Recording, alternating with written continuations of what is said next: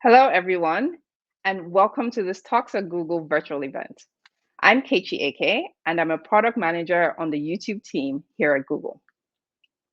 Before we get started, I want to remind the audience that we'll be taking questions towards the end of this talk. So if you think of questions during the conversation, please be sure to add them to the live chat on the right. Today, I feel very lucky and privileged to introduce today's guest, Angelique Kidjo.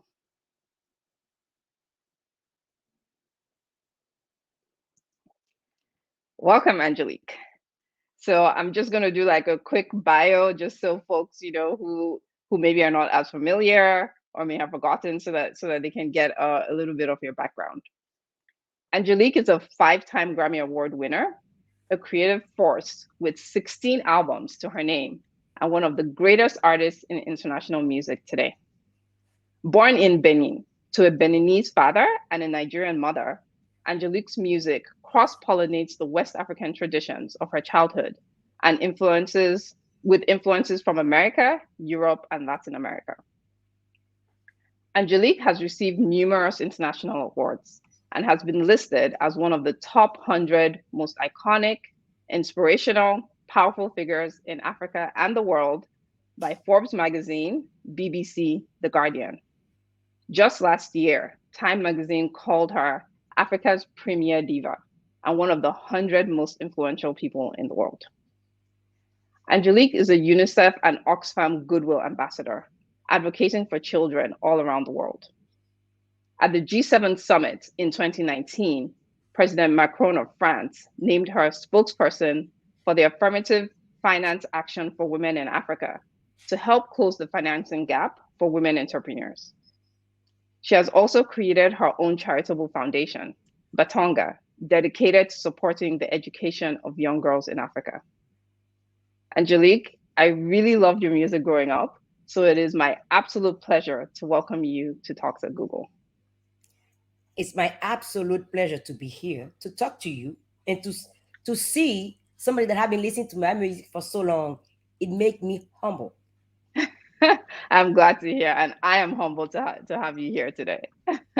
So I know everyone is excited to hear your story, so I'm gonna dive into some questions here.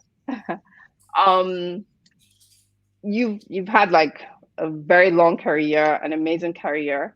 Who would you say has been most influential in your musical style and career? I said the musical style and my career start with many different artists, and it started with the traditional musician in my country. Because as a young girl, when all those music will be played home from all around the world in many different languages, many rhythm, different stuff from every day is another days. Like I live in a Alice in a Wonderland world where I come back from school, there's a new LP on there, a new this there, it's another language there. My compass has always been the traditional musician in my country because I'm like, there's too much going on and I don't understand this very well. I understand the rhythm. Can they play with it? So I would take the music to them and say, can you guys jam on this? And they go, of course, play. It's a music, right? We play. So they will play it. Every time they play it, I say, if they can, I surely can listen more and understand. And even if I don't understand, the fact that I like different type of music has also informed the artist that I am today. But the bedrock of it is the culture and the rhythm of my country. Nice. That's pretty amazing. Obviously, there's a lot of culture and music, and we'll get into some of that with Afrobeats today. So, and I think it's definitely very evident in your music today. So, you started your career in the 80s, and this was a time when most women didn't have a voice or opportunity. How were you able to overcome some of the barriers of being a female in this male-dominated industry to build your career that has spanned almost 40 years now? Well, I would say that without the support of my family and also the constant support of my father, my father was a music lover and he plays banjo. And I'm like, everybody's playing guitar. Why are you playing the banjo? And my dad said, why do you want me to look at everybody? Look like everybody. I mean, banjo is good too. I like playing the banjo. I like the sound of it. Is it for compulsory that I play guitar. So that's the person that I grew up with that is always at the center of the house telling us, well, it's okay to make mistake. Don't be defined by your gender. You want to do music, your gender is not an excuse to fail or to succeed. You just do it. So I always been empowered to do whatever I want to do. And he also has empowered my mom to be the first and only woman that had the largest theater group that existed in West Africa in the 60s. So for me, it's that kind of backing and support, constant support and honesty. Because what my father used to do when I started performing, down the line, he bought a super 8 millimeter camera and will film my show. He will give me a week of euphoria. I'm like, oh, the show was great. I'm like, and I'm blabbing and patting myself on the back. And then he go, okay, now let's look. And then everybody will be sitting down, and he will project the thing. And then it becomes hell went loose. The dress you're wearing is not fitting well. Boom. The song, you're off key. Bam. And everything that goes wrong during that show, every single person in that house will tell me exactly how bad it was and how I can do better the next time I do shows. So that's where I start the career. That's what brought me here, to be very critical of myself and also being happy, content with what I'm doing before I put it out there. Nice. No, that's awesome, and it's definitely inspirational to hear that that your dad was such an influential figure, and he really supported and helped you with your career, and your mom as well. So Oh yeah. that's awesome to hear. Cool. So you moved from Benin to Paris at a very young age, and you had a talk with Al Jazeera where you mentioned that a lot of times Africans they get to Western countries and they're faced with the harsh reality that they're not welcome. And for me, I'm Nigerian. I also moved here, so I do have a little bit of experience with that. I'm curious to hear some of your experiences and some of the harsh realities that you faced and how you overcame that. Well, the thing is, ignorance is hurtful sometimes. And you ask yourself, why did I know better your culture than you know mine?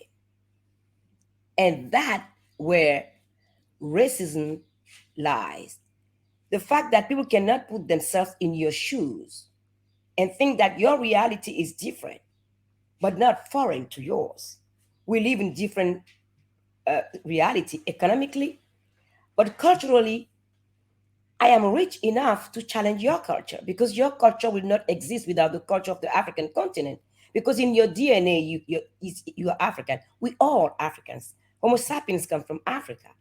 But the ignorance of people of knowing who they are sometimes manifest in the way that they aggress you out of protecting their own ignorance. You become the mirror of the ignorance. And therefore, you are the receiving end of that ignorance and the shame. So once I understand that, I'm like, you can say whatever you want. I'm not ashamed. I'm a human being. Your skin color, I don't care. I welcome any discussion with you. We can we can have a diverse opinion, and that is healthy. We can see the way this world works differently. It is okay to not think the same, but that doesn't diminish the importance of my being nor yours. So I was in the middle of that when I arrived in the 80s, when I would start speaking French and they'll go, huh, here she comes again. We need an encyclopedia to understand her French. And I'm like, sorry, if you don't know your language, I can't help it. I study literature, I study letters, I study Greek, I study Latin, and I can speak and explain to you the word that I'm using, where it comes from. And it's not my problem if you can't speak your own language. So the first year I spent in France has been, there are no day that goes by without me crying, because it was so bluntly ignorant and hurtful for no reason. And my brother used to say to me, you're gonna stop crying one day and you're gonna move forward from there. And the day I stop crying is the day I start educating people, telling them this is what where I come from. This is what we do. Do you know this music? They go, no, I don't know this. Can we share music? And I start talking with teachers and students, and we start sharing music instead of people telling me, oh, why are you moving on the song of the Talking Heads? This is rock and roll. It's not African music. I'm like, really? I got news for you. It's African music. And it goes on like that. And some that's why I have so much passion for education. No, that's amazing, and a lot of what you said, it definitely resonates. I think, yeah, that's a very powerful, like the fact that you could be a mirror to people's ignorance and just helping to educate, just so that people understand the culture. And like you said, we're all from Africa, so we're really one, and we don't have to see the world the same way, 100%. Absolutely. Um, so, what differences do you see in the challenges you faced early in your career compared to some of the challenges that some of the new and upcoming artists today have to face? But the difference is that when I started my career, you could not have a career without the record label. And we used to have something called tour support. If you do an album, you tour around the world, and the record company you give tour support for you to go around and promote the album, doing shows. I mean, sometimes I do 200 concerts a year, and I come back, I'm like, but I love it. I love it. That's the only reason why you're gonna get me in the studio. I hate studios. It's just the idea and the perspective of going on stage and performing and having and sharing that music with the public. That is the driving force for me to get to the studio. So today, the young artists, they start their career in their living room. With a computer, you can do a lot of stuff. You have YouTube, you can put your video out without any label. In that freedom, you gotta be savvy to know how that works, because you can put something out there and it doesn't work.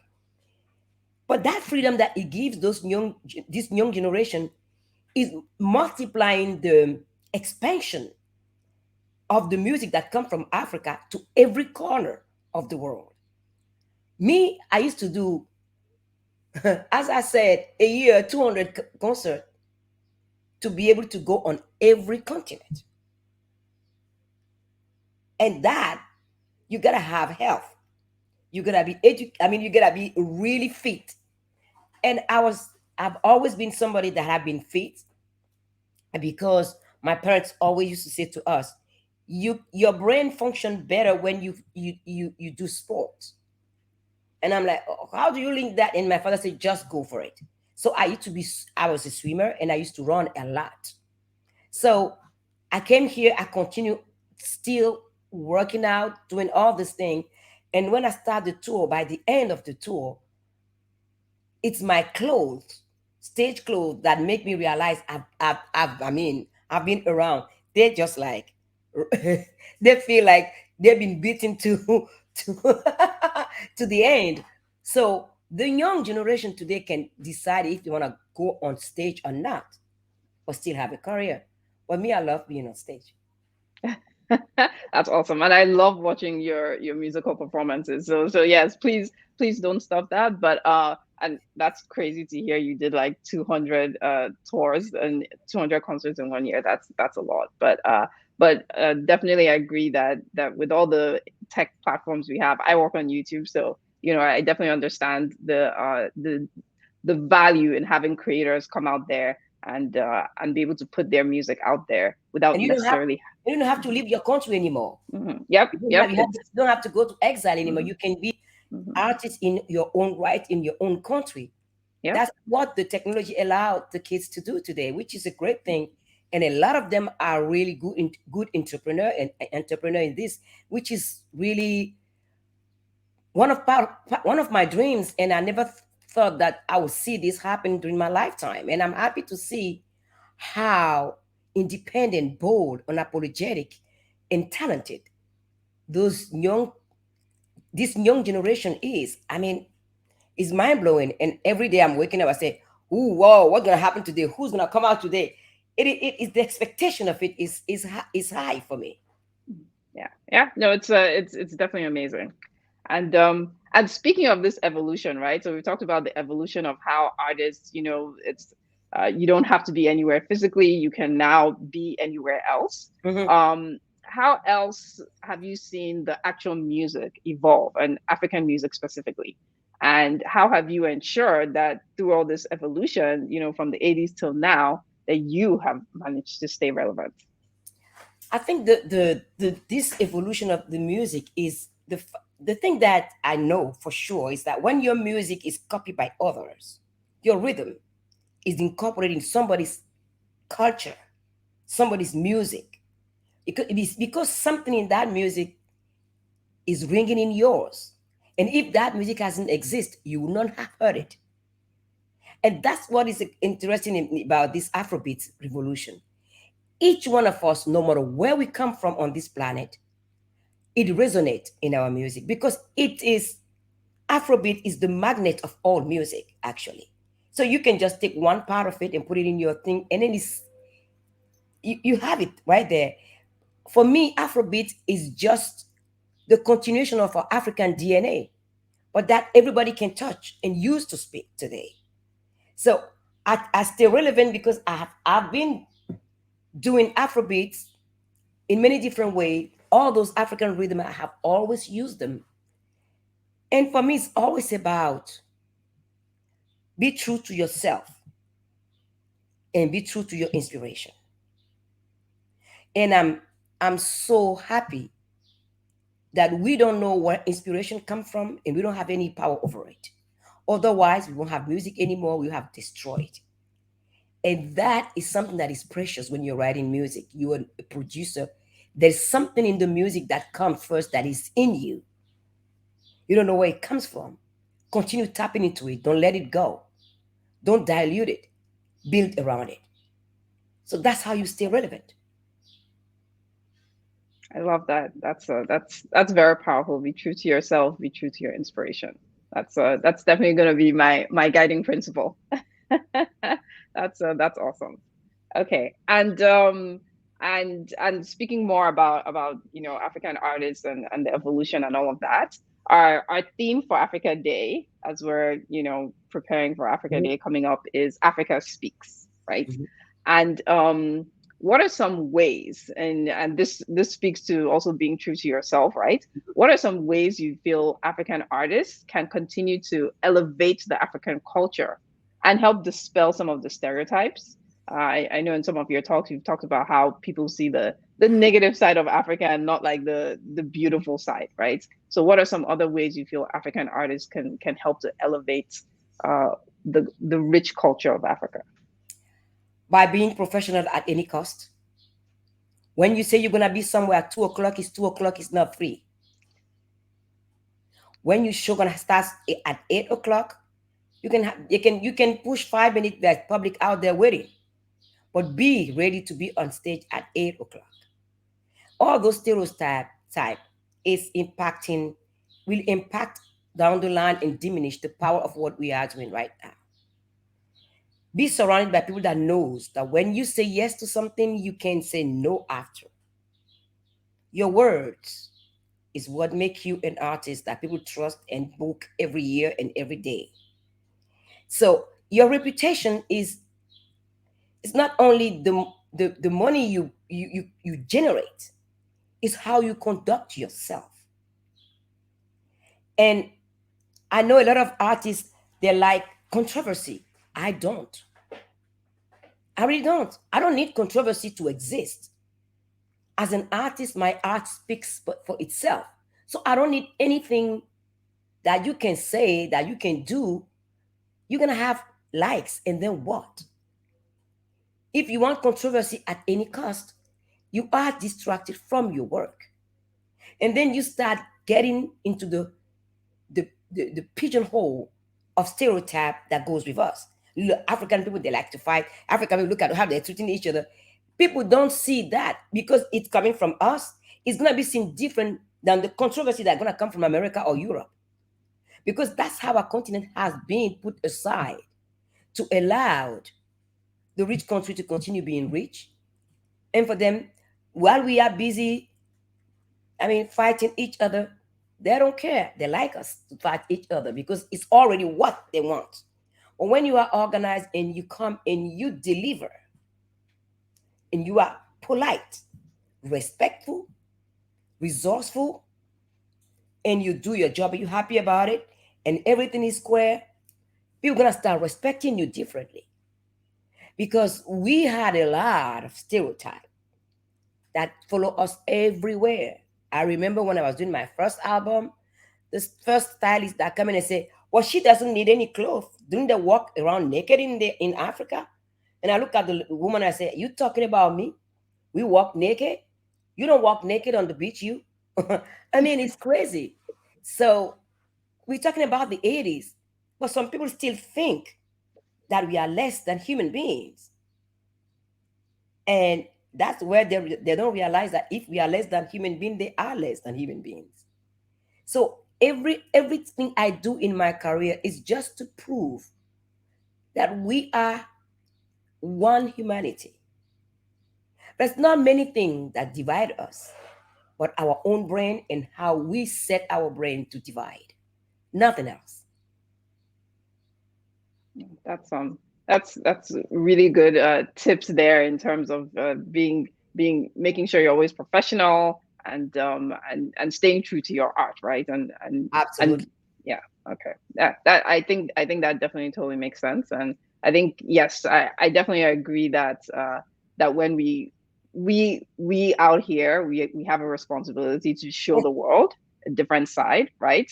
And so when we show up and we do our work and we do it well, we change the narrative and improve our reputation. So And that thank you for that. that professionalism, we have to have it in Africa too. It's about time that we have great shows in Africa and have everything we need for it. Great. Yeah, I think that's a really good tip that we should definitely work towards that.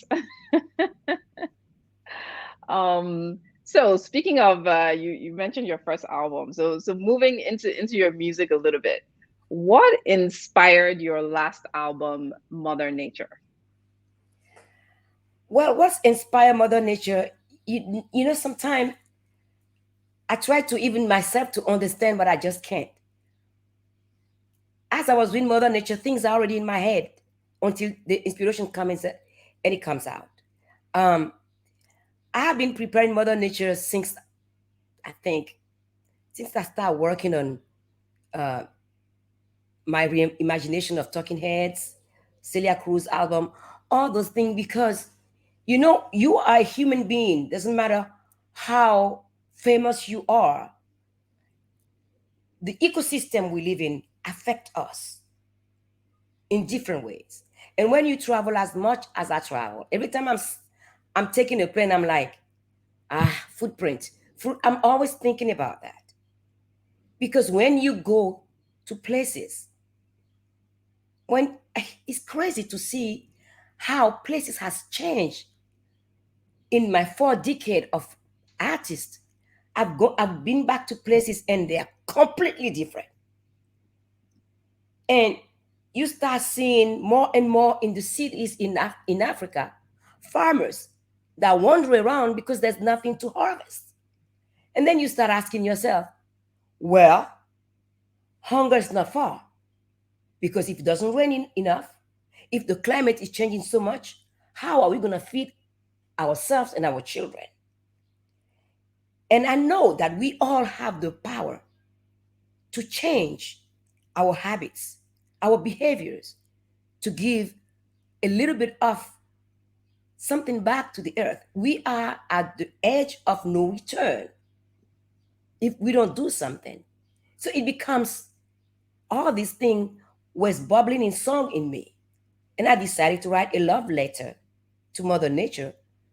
But I could not write this love letter alone because I want the young artists from Africa, from around the world, to have a career.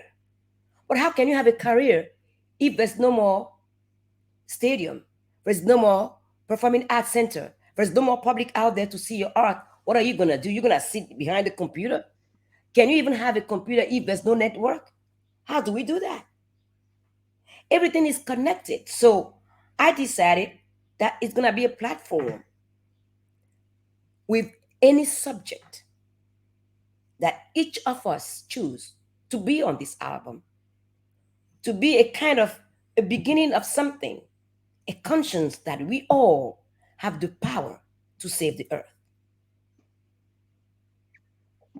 That's really beautiful in terms of a love letter to Mother Nature. And yes, I think it's definitely very very relevant given all the issues we've been seeing with climate change, right? So yeah, so I think that's definitely very very relevant today.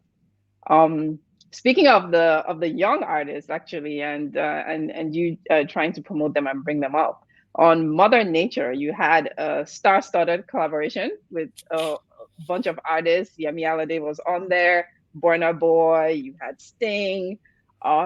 If you had the opportunity to collaborate with an artist that you never collaborated with before, who would it be? There are a lot of them. There are a lot of them. It's every day. Top three, maybe, or top one. Oh, oh my God. Phew. There are too many. I can't just pick three. It's just not possible. I mean, woo. Uh, phew.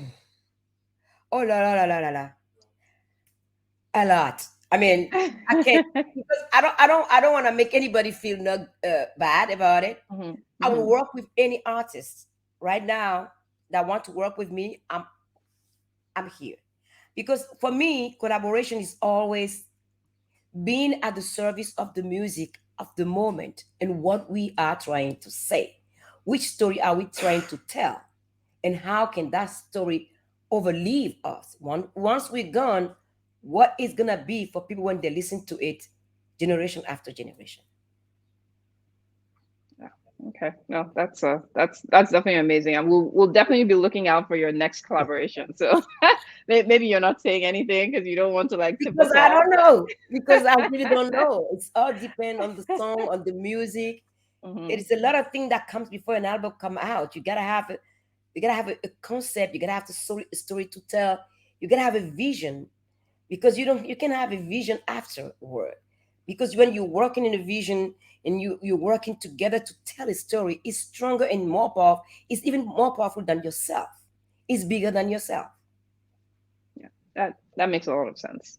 Definitely makes a lot of sense. Okay. Awesome.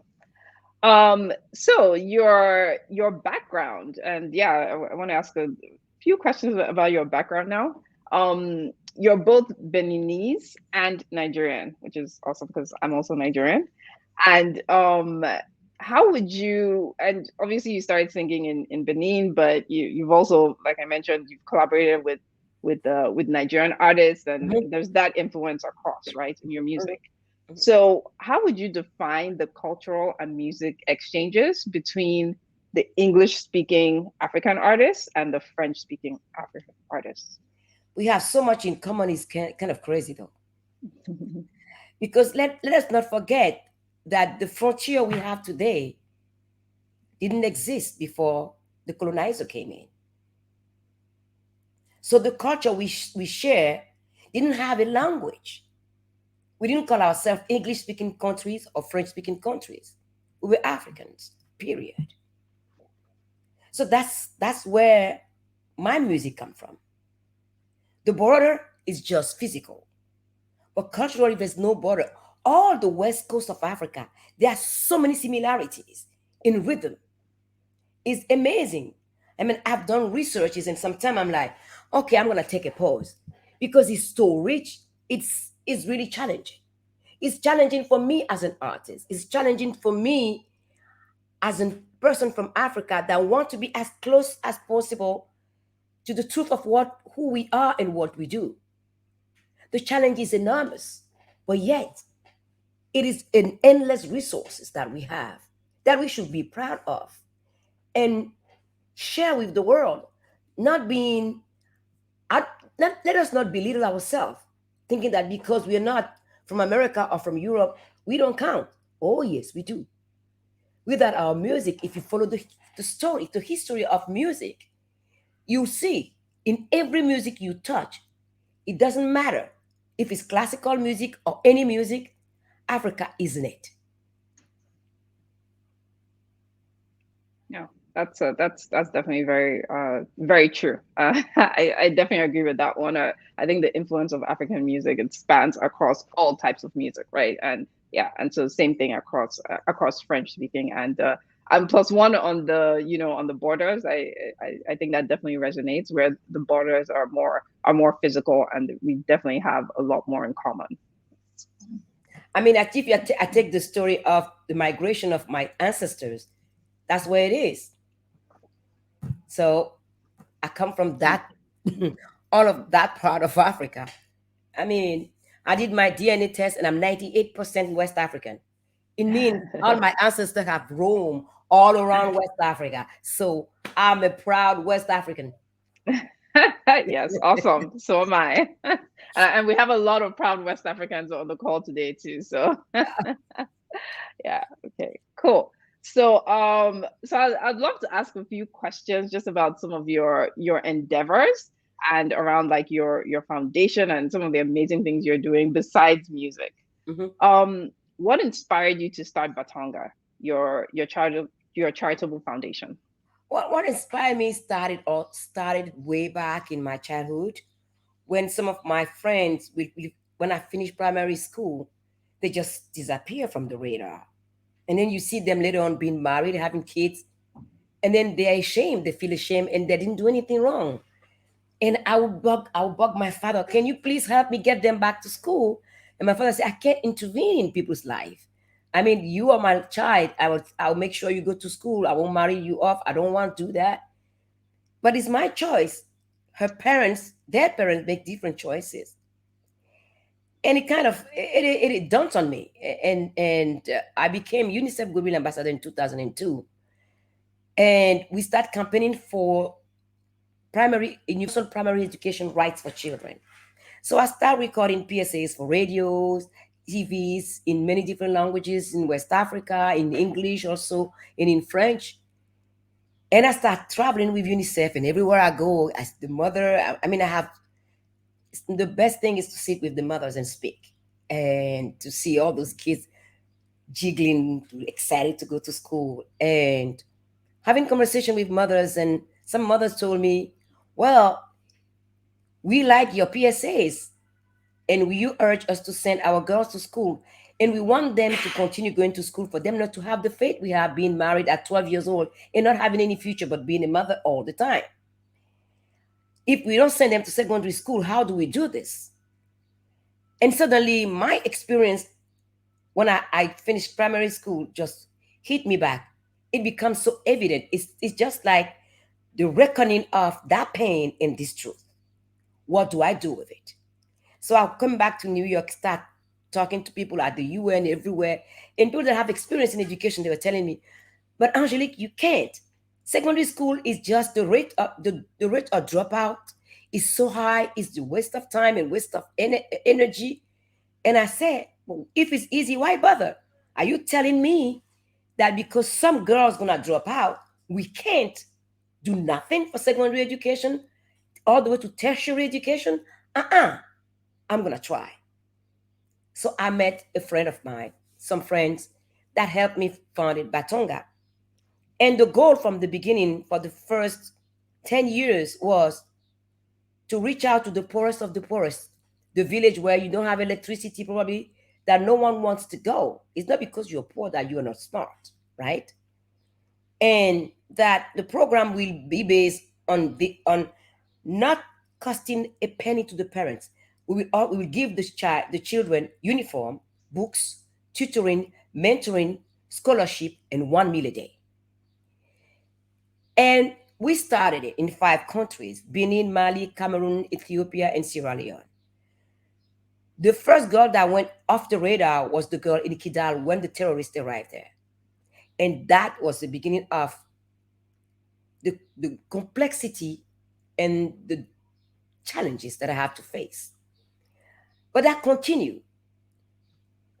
And 10 years in, I said, now, how can we as an organization have data to back up what we're doing?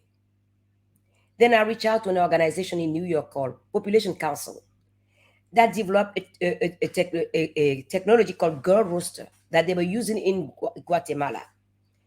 That technology, you all you need is the cell phone with no network, and you can map a community of 5,000 people a day. You come back, you plug it into your computer, all the questions that we put in to know if the girls are living alone, how far if they have been to school, are they pregnant, are they orphans, I mean, all the things that are uh, um, challenges for the girls to face to have a life that is not going to be automatically marriage. And then I said, okay, what are we going to do with this? The most important thing in that data collection that we made was the girl that asking for a safe space where they can come together and talk about their problems and find solutions together. So I said, let me try to do this in two different villages in my country. And once we've learned, we can expand after. So we start with 15 clubs today. I can't even tell you how many we have. Is growing and counting. And what I do is I ask the girls, what do you want to do? How far have you been to school? Do you still want to go back to school or you want to start a business?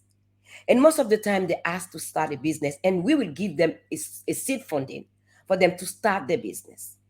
And they come together and bring their money together. Today, they're talking about saving money for the kids, when they have children, to go to school and to have a good access to good health care. We brought to those villages solar panel. For me, it is important. We be talking about African feminism. What it is African feminism.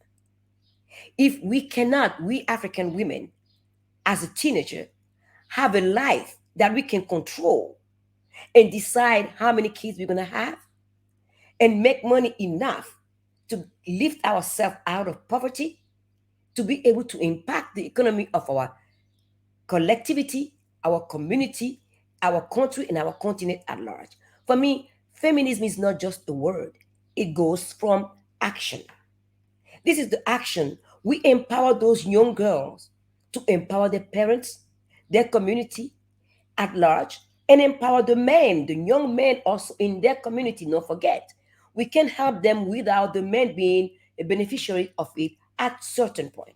So it's just a work in progress and is evolving, and we're gonna expand pretty soon in Senegal. That's amazing.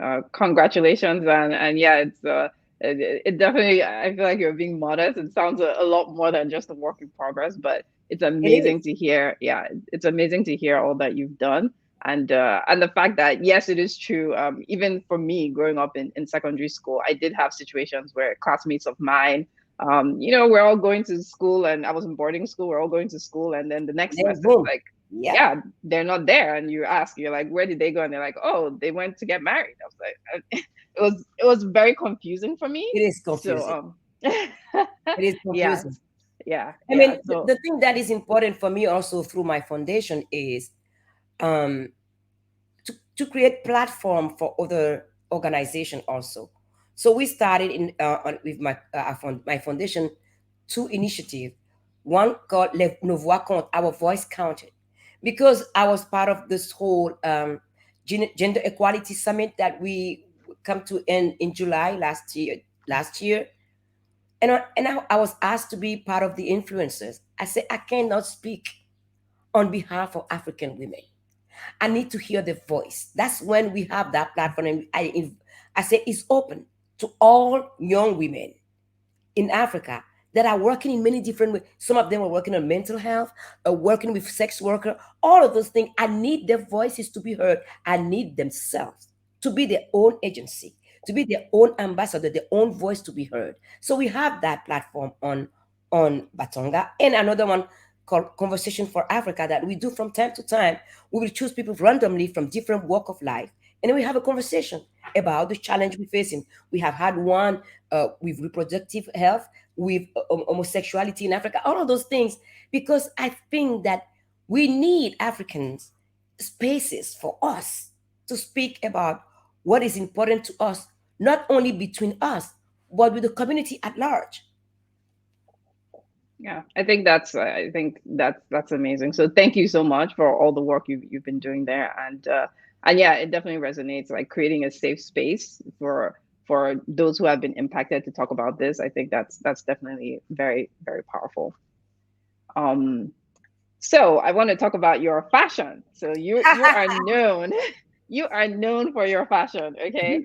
And you unapologetically wear Ankara and African outfits on like all the biggest stages.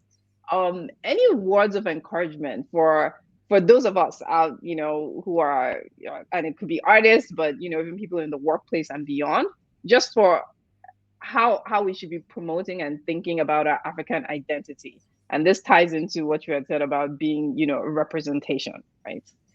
Well, when you know where you come from, it's easy to wear anything. It can be African fabric or anything. I wear anything I want. I can move from one style to the other because it's my taste, it's my choice. And there's nothing in the African fabric that I can be ashamed of. African women, men, they have so much fashion. Men, they walk around, and it's sometimes that's why I like to go to the market and I sit down and you see them walking by, and they walk tall, and they're like, "That is who I am. You don't like it, I don't care." That's what those women I want the world to see them. The African fabrics, we got to we got to wear them because we feel like we want to wear them. Don't wear them because you want to show that. I wear them because I feel comfortable and that's what I want to wear at that moment. And if I decide to wear something differently, I can do that too. There's not one fabric on this planet that I can't wear. It just depends how you wear it. My mom always used to say elegance is not how much money you spend, it's how you wear the thing. So Ankara, we have so many fabrics. We have tie-dye, we have bogona, we have so many fabric in Africa, it's ridiculous.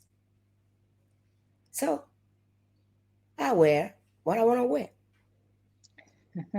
I love that. The self-confidence. I think we all need that. So yes, wear what you want to wear. I think that's the right way to go. Awesome. So obviously we love your music, and I was wondering if you could sing us a little sample of a song, any song of your Oh choosing. boy. Oh, you knew that was gonna come. Well, I don't know. I mean, there's so many songs in my repertoire, and singing, hmm, I don't know. Don't ever let them hurt you in any way. Or never let them steal and take the best of you. Keep building cities from the ground. We rise and weave the wave. Mother Nature has a way of warning us. A time bomb set on a lost countdown. Do you hear it? Will you stop it? Won't you listen? That is so amazing. Thank you. And I love that song. So I'm glad that's the one you chose to That sing. just come up and then I just did it. So that's awesome. So I think we do have a few questions from the live chat. So I think we can go ahead and start taking some of these questions. Um and Ah, let me see if we're gonna put them on. I see once. Angelique, your self confidence is palpable in your performances. Can you talk about time when even you had to worry about self confidence and how you got through it? Love to you from Sausalito. Yep, and that's from Jonathan Westerling. Mhm. Well, self confidence is not arrogance. Let's let's get this straight. It's not arrogance, it's not ego. Self confidence is awareness of yourself and others. So for me, it has always been that more than trying to tell people I'm better than you. I'm not better than anybody. I am a human being with my flaws and my my ups. So I'm always trying all the time within this self-confidence to be mindful of others and be mindful of the fact that not everybody has self-confidence and not everybody knows how to deal with their own self-confidence. It's because I grew up in a family of 10 kids. I was number 7. I have 3 brothers after me. And a mother, grandmothers, and father that every time I ask question, we answer that answer. Because my father said, you can ask. Not knowing is not something to be ashamed of. But not asking and pretending to know gonna create problem to you down the line. So self-confidence for me is also recognizing that you don't know it all. That's yeah, I think we can all take a lesson from that. You don't necessarily need to know everything. So yeah. Okay. The next question here, which of your songs or album would you say brought you to the limelight and put you on the global stage? And this is from Oyin Ido. I think it's the album Logozo, the one that the cover was on the zebra suit, jumper suit. That was the album when I was talking about when the stylist come and say, but you don't need any outfits, and I went out and buy my jumpsuit. But it And was Zebra. I love that. yeah, it was zebra suit. I mean, I'm like, well, I show you modernity with African taste and with my haircut also. And I have to say here that it was not really well at first accepted by the media in the Western world because they were not expecting an African woman to be like that. Because they already have everybody have the idea about what you got to look like, how you got to sound like. And here I come unapologetically, I'm like, nah, Africa is modern. We can wear anything we want, wherever we want, and I don't care.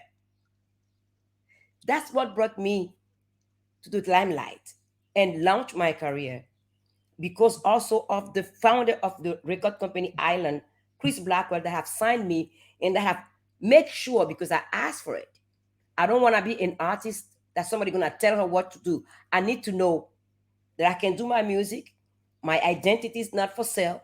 My but and then he said, whatever you wanna do, you produce, we sell. Awesome. I love that. Your identity is not for sale. For sale. I need to like put some of these your, tips. I need to just put them on post-it notes all around my house. No, I mean it's just knowing what is your call, what is your purpose. It's not easy to know. I mean, life is not easy. Not everybody have a clear idea of what they want to do. And I didn't have a clear idea. I was learning through the stuff that was thrown to me. When people say things like that to me, I'm like, oh, who are you to define who I am? And why should I just fit into your cliche? I'm not here to please your your uh, your diminishing me or you. I mean, you have an issue with me, your problem. But the thing is, you have to stand for yourself. And I don't judge anybody because I don't want to be judged. So I don't tell people what they have to do. So I expect the same back. You ask for my advice, I'll tell you is an advice. I'm not telling you to follow it because the person that is giving you the advice is not the one that's gonna pay down the line. So when you ask for an advice, you have to know what to do with it. So that's it. That's a very fair point. That's a very fair point. Um, Another question from the audience, and this is from Mimi. Angelique, if you were to retire now, what would you say is your biggest achievement? Huh. Right now, I'm not even thinking about retirement. What does it mean? I don't know. When I get there, I will think about it. Right now,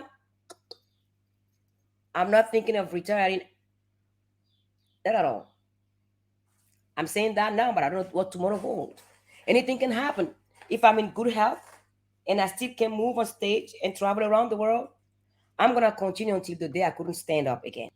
And even if I have to sit to sing, I'll do it Yeah, because I love that's to sing. and we don't want you to retire. So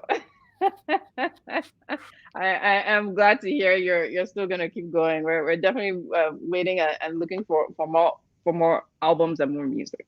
So I hope so. yeah, mhm, cool. Um, have you identified? Obviously, you've been in you've been in this business for a very long time, right? Have you identified the next Angelique Kidjo in Africa? No, because it's everybody have the space to do anything. I don't think so. I'm not thinking like that. I want to see many Angelique Kidjos, male or female. I mean, there's a space for everybody, as long as you work hard and you stand and just go for it. And then that's it. Yeah, I love that. Okay, so we have another question here, and it says, "Love the collaboration with Yemi Alade." This is from Oyin again. Love the collaboration with Yemi Alade. I play it over and over. Who is or who are your favorite new generation African artists? Which is kind of similar to the question before, but That's it. Mhm.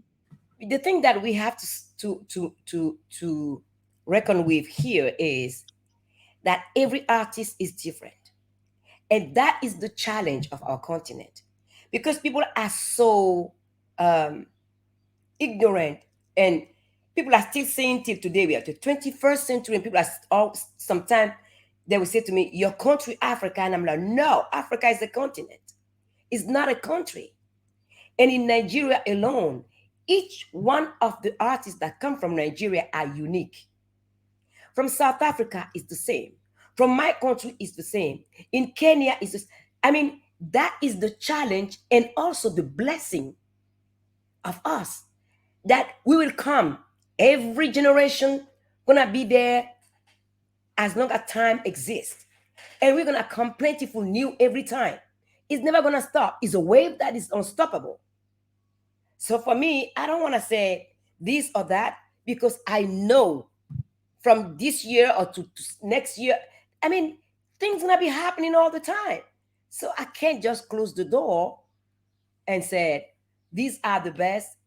Who am I to say that? No, that's yeah. I think that's very fair. Like you said, we definitely have so many artists and everybody has their own style and I mean, they're all amazing. every Mhm, country, imagine how mhm. many billions of people living in Nigeria, and how many billions of people living in Africa, and you're gonna tell me that I gotta put a stop on that? No, I'm open, man. Keep on coming. Bring it. Just come on. I'm ready. I listen. I dance on it. I sing along too. Nice, amazing. And actually, so speaking of collaborating with a new artist, right?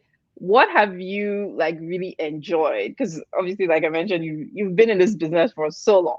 Mhm. I'm curious to hear what you've enjoyed most about working with these new artists compared to, working with artists from the 80s.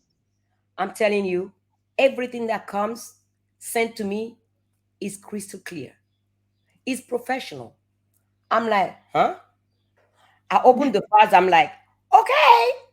All I have to do now is sing. I mean, that level of professionalism. That's I've been talking about this in the Western media since I've been here. That if we are given the opportunity and we have the means, our music, nobody gonna stop it, because we know exactly it's in our DNA. We breathe it. We are born in it. I mean, we it's us. So you live in it and you do it. Every stems, every file that comes in, I just put in the computer and open. I go, okay, let's get to work. And it's fun. It's fun. It's fun. It's fun. It's proud. It's pride. I was like, oh my God, I never thought I would live to see this.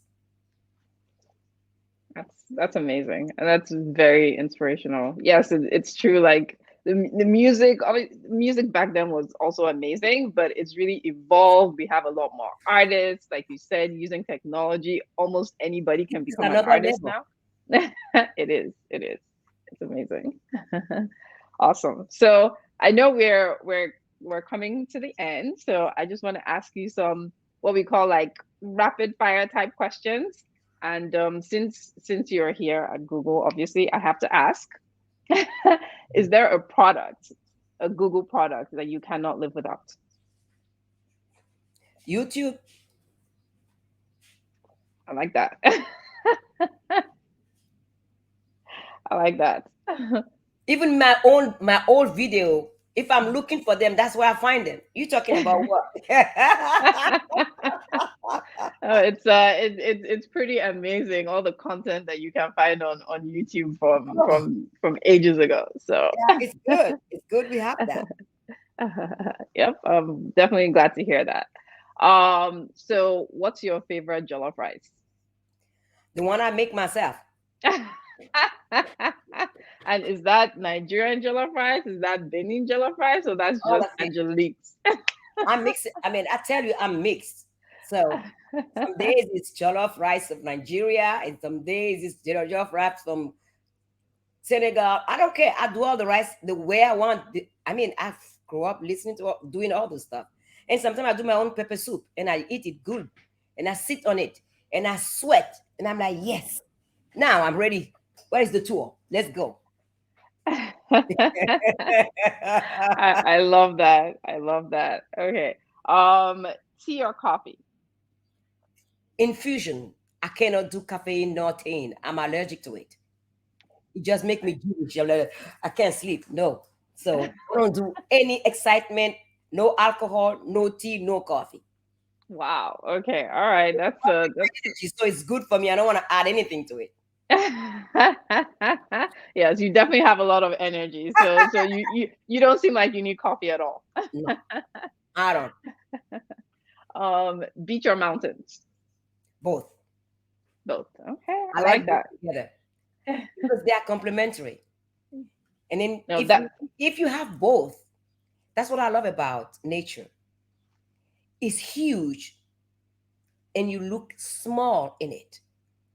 And at the same time, you're part of it. that's amazing. And this resonates with your last album actually, Mother Ah, Nature. yeah, So that's it. yeah. That's it. You got it right there, girl. Nice. Well, we've come to the end of this talk session, Angelique. It was an absolute pleasure to have you. Thank you so much for taking the time out to spend time with us, answer our questions, and just it's been an honor to hear from you. I have fun.